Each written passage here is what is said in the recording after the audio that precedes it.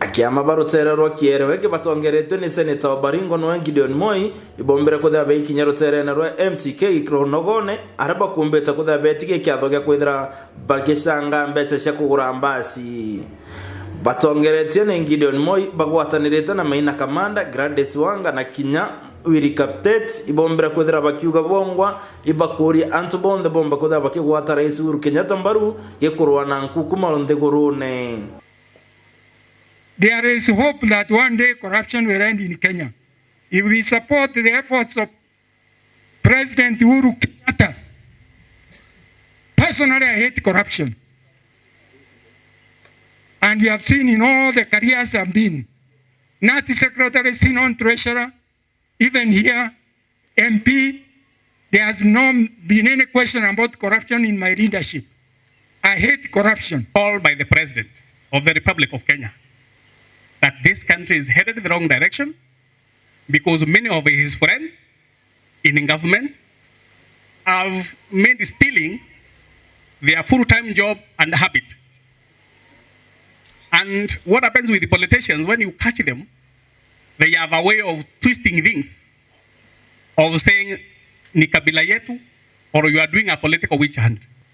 The issue is the message we are putting forward is that corruption has eaten into this country. Budget ya maji mnaambiwa inakuja damu bilioni 21 inaenda inaibiwa. A leader comes and says it's not 21 billion, it was only 7. Sisi kama Wakenya pia tumechoka na mambo ya ufisadi. Juzi tumesema ya kwamba Kenya itabadilika. Itabadilika kwa sababu tunataka tupambane na ufisadi. Wengine wanasema ya kwamba hapana, Wakenya hawataki mabadiliko, Wakenya wanataka maji, Wakenya wanataka stima. Ndio tunataka maji.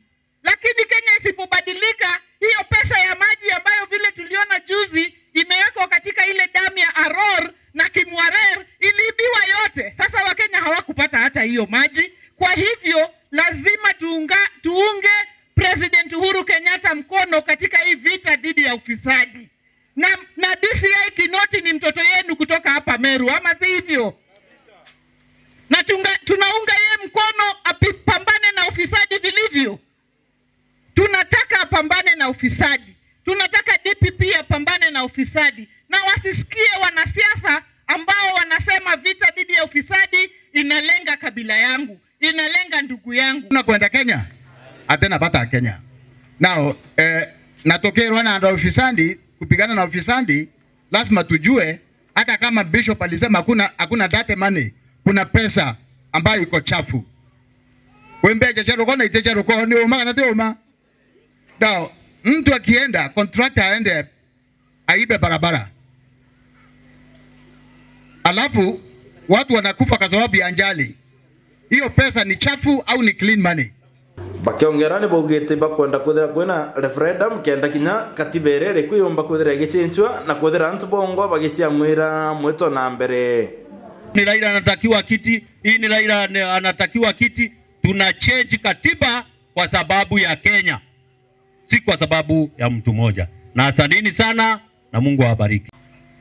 Ni sisi wenyewe wa Kenya tuliandika, na tukitaka kubadilisha tunabadilisha anytime.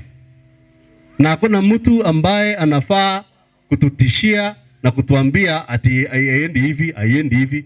Katiba is not the holy Bible. Kwamba tusaidie Rais Uhuru Kenyatta, tumpatie nafasi to deliver the promises he gave to Kenyans. Tumpatie nafasi amalize ile agenda yake. Nkiripotera Meru TV kuma ruterene rwa Runogone Meru County bitoka imenyi omwirigi.